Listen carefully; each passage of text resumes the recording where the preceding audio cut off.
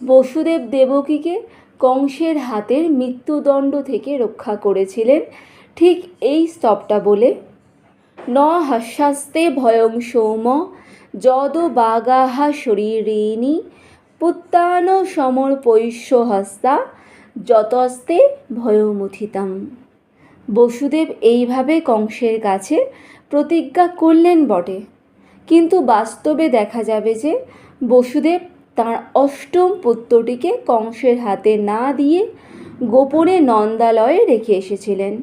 এতে স্বভাবতই মনে হতে পারে যে বসুদেব প্রতিজ্ঞা ভঙ্গ করেছেন, কিন্তু টিকাকারেরা বসুদেবের কথার মধ্যে দ্ব্যর্থকভাবে সন্ধান দিয়েছেন। তাঁরা বললেন, বসুদেব বলেছেন যতস্তে ভয়মুথিতাম, যে পুত্রদের থেকে তোমার ভয় আছে তাদের তোমার হাতে দেব।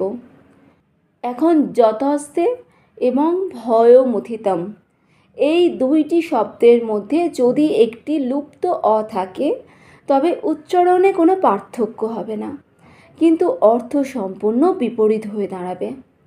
যথাস্তে হ ভয়মুথিতাম অর্থাৎ যাদের থেকে তোমার অভয়, কোনো ভয়ের আশঙ্কা নেই, এমন পুত্রদেরই আমি তোমার হাতে সমর্পণ করব। প্রকারান্তরে বলা হলো, যে পুত্রটি থেকে তোমার ভয় আছে সে পুত্রটিকে কিন্তু আমি তোমায় দেব না। কংস সহজ অর্থ গ্রহণ করেছিল, দ্বিতীয় অর্থটি সে বুঝতে পারল না। কংস জানত যে বসুদেব কখনো মিথ্যা বলে না, তাই বসুদেবের কথায় বিশ্বাস করে কংস তখন দেবকীবধে নিবৃত্ত হয়ে স্বগৃহে চলে গেল।